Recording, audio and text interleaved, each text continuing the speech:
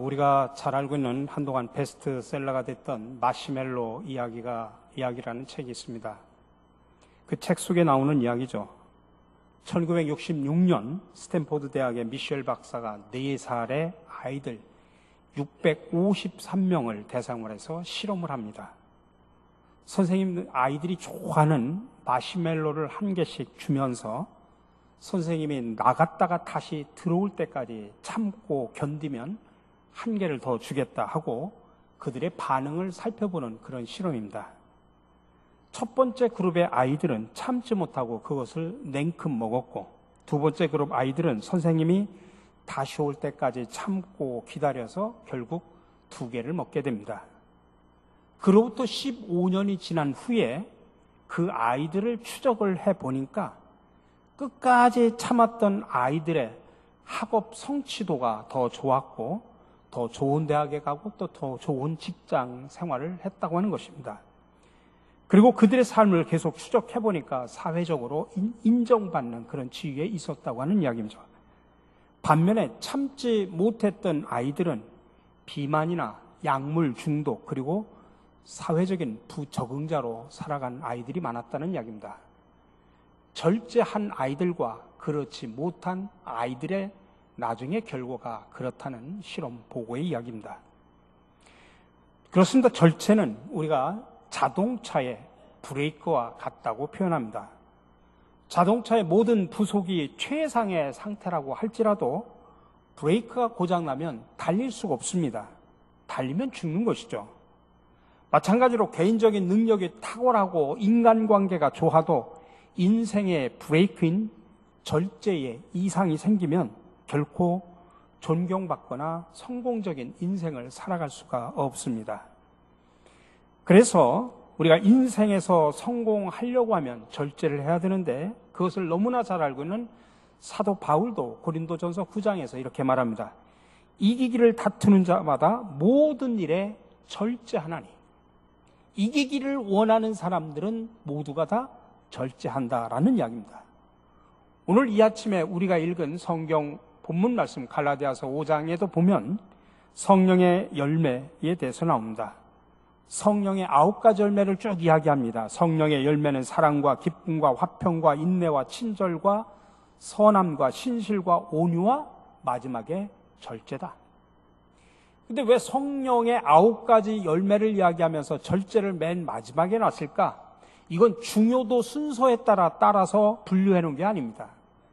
그냥 성령의 열매를 이야기하는데, 절제가 제일 마지막 열매로 있는 것은 그 앞에 있는 8개의 성령의 열매를 다 맺어도 마지막 절제하지 못하면 모든 것이 무너진다고 하는 것을 우리에게 보여주는 이야기입니다. 그래서 절제는 우리의 질주를 막아주는 성령의 브레이크라고 많은 사람들이 이야기를 합니다. 우리 모두가 이 성령의 브레이크를 달고 인생에서 승리할 뿐만 아니라 주님과 동행하는 멋진 삶을 살아가는 저와 여러분들이 되시기를 간절히 축원합니다. 자, 그렇다면 우리의 인생 속에서, 우리의 삶 속에서 우리가 절제해야 될 것들이 무엇일까요?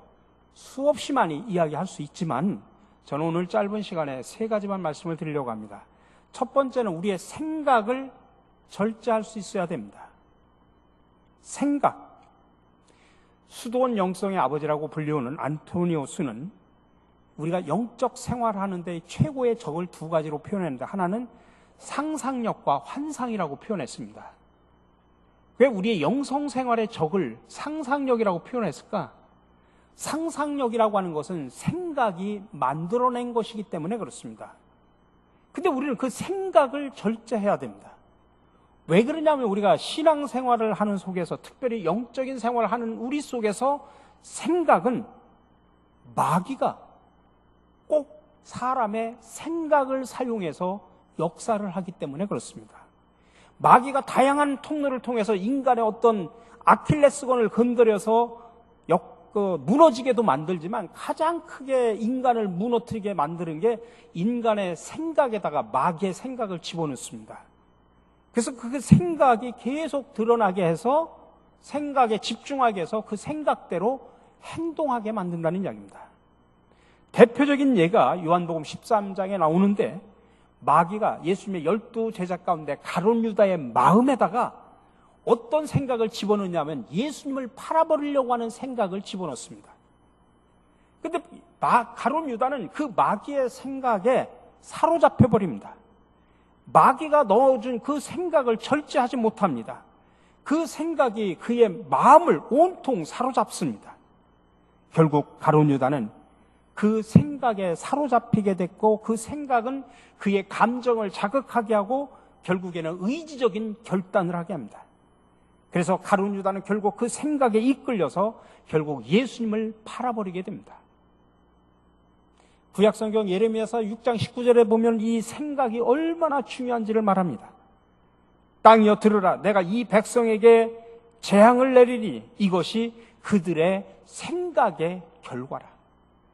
하나님께서 이스라엘 백성들을 심판하고 그들에게 재앙을 내리는데, 심판하고 재앙 내리는 가장 큰 이유가 뭐냐면 그들의 생각의 결과 때문에 그렇다는 이야기입니다.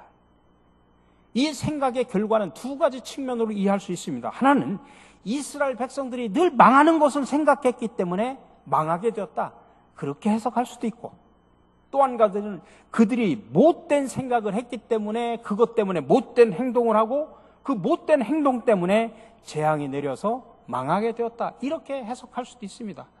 어쨌든 어떻게 해석을 하든 중요한 것은 생각이라는 것입니다. 어떤 생각에 하느냐에 따라서 그 생각이 우리 마음을 지배하게 되고 그 생각이 행동으로 드러나서 그것이 우리의 삶의 축복이 될 수도 있고 저주도 될 수 있다고 하는 것입니다.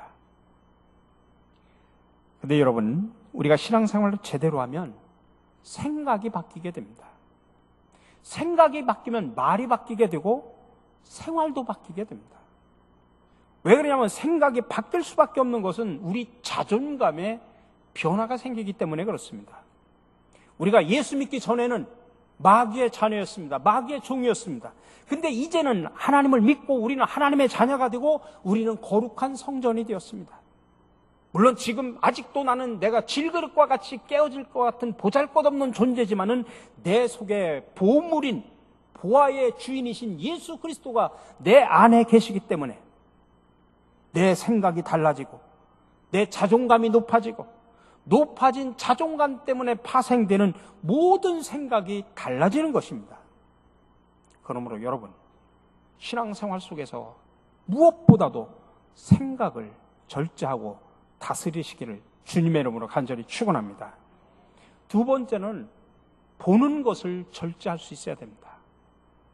성경에 보면 보는 것을 절제해서 축복받은 사람이 있는가 하면 보는 것을 절제하지 못해서 저주를 받은 사람도 있습니다. 보는 것을 절제해서 축복받은 사람의 대표적인 사람이 누구냐면 요셉입니다. 그는 보디발의 아내가 유혹을 할 때 그 자리에서 그녀를 바라보지 않았습니다. 고개를 돌리고 그녀를 뿌리치고 그 집에서 빠져나왔습니다. 결국 요셉은 성욕을 절제했고 보는 것을 절제했던 것입니다. 그래서 하나님은 그를 축복하셔서 절제를 했던 그의 삶을 축복하셔서 애굽의 총리가 되게 하셨고 민족을 구원하는 하나님의 도구로 사용받게 되었던 것입니다. 반대로 보는 것을 절제하지 못해서 아픔을 겪은 사람이 있습니다. 대표적인 게 바로 인류의 조상인 하와입니다. 뱀으로 등장하는 그 마귀의 유혹을 못 이겼습니다. 선악과를 보여줬습니다. 바라보니 먹음직하고 탐스럽고 라고 표현을 하고 있습니다. 그 선악과를 바라봤습니다. 그 선악과에 집중하게 됩니다. 결국 그 선악과가 그녀를 끌어당기게 되고 결국 그 선악과를 낼름 따먹게 됩니다. 그래서 인간의 원죄의 출발점이 된 것이죠. 여러분, 우리가 살아가다 보면 우리 세상에는 우리 믿는 사람들이 봐서는 안 될 것들이 너무나 많이 있습니다. 근데 참 신기하게도 봐서는 안 될 것들은 왜 그렇게 우리를 달콤하게 유혹을 하는지 모릅니다. 근데 우리가 그것을 절제할 수 있어야 신앙생활 속에서 승리할 수 있습니다. 보는 것을 절제해야 하는 이유는 보는 것은 생각하게 만들기 때문에 그렇습니다. 잘못된 생각 자체가 죄이기도 하지만은 생각은 결국 그 사람의 감정과 의지를 움직여가지고 행동하게 만들기 때문에 그렇습니다. 또 이 보는 것이 중요한 것은, 보는 것은 우리에게 입력이 됩니다. 우리 뇌라고 하는 것은 컴퓨터와 똑같습니다. 입력된 것은 언젠가는 다시 나오게 되어 있습니다. 그래서 우리는 보는 것을 절제할 수 있어야 되는 겁니다. 마지막으로 우리는 말을 절제할 수 있어야 됩니다. 시편 141편 3절에 보면 다윗이 뭐라고 기도하냐면 하나님 앞에 그런 기도를 합니다. 여호와여, 내 입에 파수꾼을 세우시고 내 입술의 문을 지켜주소서. 얼마나 우리는 말에 실수를 하면서 많이 살아갑니까? 여러분, 신앙생활하다가 교회에서 봉사하고 교회에서 신앙생활하다가 많은 사람들이 상처받고 실족하고 넘어질 때가 얼마나 많은지 모릅니다. 왜 그런 줄 아십니까? 거기에 거의 95%는 교회에서 봉사하다가 실족하고 상처받고 넘어지는 원인의 95%는 말 때문입니다. 말 때문에. 그러니 가장 큰 시험거리가 말입니다. 말 때문에 상처받고 말 때문에 실족하고 말 때문에 사람들이 넘어집니다. 그렇기 때문에 우리가 교회 공동체 안에서, 아니 교회만이 아니라 세상에 나가서 여러분들 어느 공동체에 살아가도 그 속에서 말을 절제할 수 있어야 됩니다. 야고보는 우리에게 그런 권면을 합니다. 선생님이 되려고 하지 말라. 선생님이 되려고 하지 말라는 것은 뭐 학교 선생님이 되지 말라 그런 의미가 아닙니다. 왜 선생님이 되지 말라고 하냐면 선생님은 말을 많이 하게 되잖아요. 그러다 보면 말을 많이 하다 보면 말하고 행동이 불일치할 때가 있지 않습니까? 그러면 사람들에게도 하나님에게도 책망을 받습니다. 선생과 같이 말을 많이 하는 직업들이 있죠. 저 같은 사람들도 말을 많이 하잖아요. 근데 말을 많이 하는데 행동하고 말하고 안 맞으면 교인들이 실족합니다. 저 목사님 말은 저렇게 하는데 왜 행동은 이렇게 하지? 그렇기 때문에 말을 많이 하는 사람일수록 조심하려고 하라는 이야기입니다. 잠언 28장 20절 이하에 보면 사람은 입에서 나오는 열매로 말미암아 배부르게 되나니 곧 그의 입술에서 나오는 것으로 말미암아 만족하게 되느니라. 죽고 사는 것이 혀의 힘에 달렸나니 혀를 쓰기 좋아하는 자는 혀의 열매를 먹으리라. 그렇기 때문에 우리는 사람을 살려주고 세워주는 말을 해야 됩니다. 격려하고 위로하고 용기를 주고 희망을 주고 비전을 주는 그런 말을 할 수 있어야 됩니다. 그런 면에서 우리 한번 연습해 볼까요? 서로 옆 사람들에게 한번 좋은 말, 살리는 말, 생명의 말을 해봅시다. 사랑합니다. 감사합니다. 우리 3층도 한번 이런 말은 자주 해도 괜찮습니다. 옆 사람 앞에 다시 한번 이야기합시다. 당신으로 인해서 저는 행복합니다. 이렇게 사람들에게 용기를 주고 비전을 주고 위로해주는 말을 하십시오. 근데 정지하고 헐뜯고 부정적인 말을 하면 사람을 무너뜨리고 사람을 죽일 수밖에 없습니다. 그래서 세상에서 주워 담을 수 없는 것이 두 가지 있다고 하지 않습니까? 쏟아진 물하고 입에서 나간 말은 주워 담을 수가 없다고 그렇게 말합니다. 야고보서 1장 26절에 말합니다. 누구든지 스스로 경건하다고 생각하며 자기 혀를 재갈 물리지 아니하고 자기 마음을 속이면 이 사람의 경건은 헛것이라. 말을 절제하지 못하면서 경건하다라고 말할 수 없다는 이야기입니다. 말을 절제할 수 있어야 경건한 삶을 살아가는 기초가 된다는 이야기입니다. 터키 남쪽에 가보면 타우로스 산맥이 있습니다. 근데 그 타우로스 산맥에는 두루미 떼들이 거기에 잔뜩 사는데 이 거기에 사는 두루미들은 울음소리가 다른 데보다도 다른 새들보다도 더 시끄럽고 더 크다고 합니다. 그래서 이 두루미들이 하늘을 날 때는 또 특히나 그냥 있을 때보다 이렇게 하늘을 날 때 더 소리가 시끄럽다고 합니다. 그러다 보니까 소리가 너무 시끄럽다 보니까 주변에 있던 독수리가 그 소리를 듣고 와서 두루미들을 잡아 먹는다고 합니다. 그래서 늙고 경험이 많은 두루미들은 하늘을 날기 전에 항상 입에다가 자갈을 문다고 합니다. 왜 그렇습니까? 울음소리를 내지 않게 하기 위해서. 그래서 노련한 하도 독수리한테 잡아먹히기 때문에 너무나 그런 경험을 많이 한 노련한 두루미들은 입에다가 날기 전에 자갈을 문다는 이야기입니다. 우리도 이 늙은 두루미의 지혜가 필요합니다. 입술을 제어하는 지혜가 필요할 줄로 믿습니다. 잠언 10장 19절에 보니까 말이 많으면 허물을 면하기 어려우나 그 입술을 제어하는 자는 지혜가 있느니라. 말을 잘하면 생명을 살리지만 말을 못하면 사람을 죽이고 또 나도 망하게 됩니다. 그래서 아까 말씀드렸듯이 다윗은 자신의 입술에 파수꾼을 세워달라고 그렇게 간절히 기도한 겁니다. 특별히 베드로전서 3장 10절에 보면 우리가 하나님의 복을 받으려고 하면 말을 절제해야 된다고 가르치고 있습니다. 생명을 사랑하고 좋은 날 보기를 원하는 자는 혀를 금하여 악한 말을 그치며 그 입술로 거짓을 말하지 말고. 여러분, 우리 주변에 그런 사람들이 있습니다.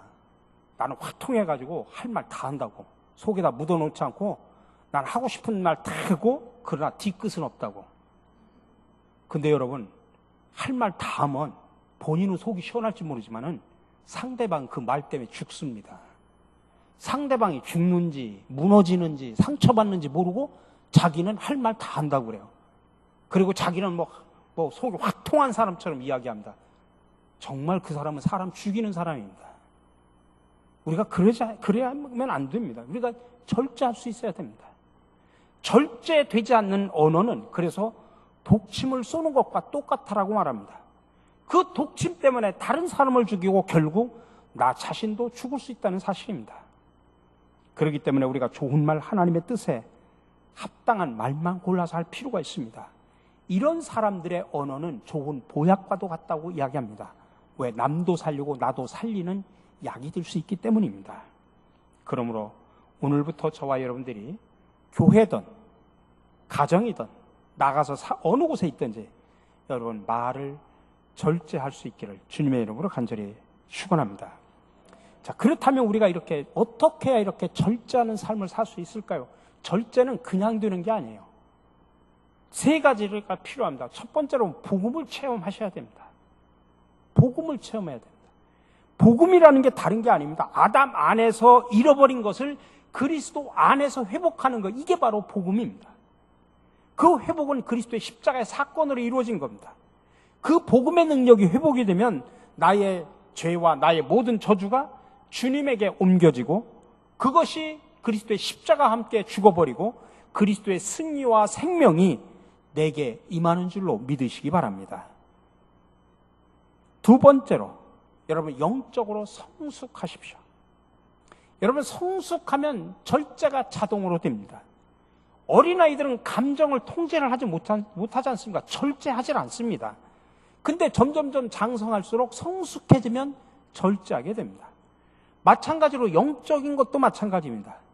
우리가 영적으로 미숙할 때는 절제하지 못합니다. 다양하게 절제하지는 못합니다. 그러나 우리가 성령의 도우심을 통해서 내가 말씀으로 기도로 영적으로 성장하고 성숙해지면 절제하게 됩니다. 그건 내 힘으로 되는 게 아니라 성령의 능력의 도우심을 받아야 됩니다. 그래서 우리는 마지막 세 번째로 성령으로 충만해야 됩니다. 성령으로 충만하면 좋은 브레이크를 갖는 것과 마찬가지입니다. 브레이크가 고장나서 제동이 안 되던 그 자동차도 브레이크가 바뀌면 쉽게 제동이 되죠. 그것처럼 과거에는 절제가 안 되던 사람도 우리 내 안에 계신 성령을 인정하고 성령으로 충만해지면 내 능력이 아닌 성령의 능력으로 절제하게 됩니다. 그래서 우리가 성령님을 인정하고 도움받으면 성령께서 우리에게 브레이크를 밟게 하셔서 절제가 된다 이 말씀입니다. 그래서 절제는 성령의 브레이크고 성령의 열매라 이렇게 말하는 것입니다. 우리 사랑하는 성도 여러분, 우리 모두가 성령의 열매인 성령의 브레이크인 절제를 통해서 이웃에게 그리스도의 향기를 드러내고 또 하나님께 영광 돌리는 멋있는 삶을 살아가시기를 주님의 이름으로 간절히 축원합니다. 사랑의 주님, 오늘 성령의 열매인 절제를 통하여 우리들을 돌아보게 하시니 감사를 드립니다. 지금까지 생각과 보는 것 그리고 말을 절제하지 못하여 자신에게는 죄를 이웃에게는 많은 아픔과 상처를 주며 살아왔음을 솔직히 고백합니다. 이 시간 성령의 브레이크를 통하여 저희들을 다듬어 주시옵소서. 치유하여 주시옵소서. 그리고 회복시켜 주시옵소서. 그리하여 우리 모두 성령의 열매인 절제를 통하여 이웃에게 그리스도의 향기를 바라고 하나님께 영광을 돌리는 삶을 살게 하여 주시옵소서. 이 땅에 오셔서 구원의 완성을 이루기 위해 모든 것을 참고 인내하여 절제 모델이 되어주신 예수 그리스도의 이름으로 기도드립니다. 아멘.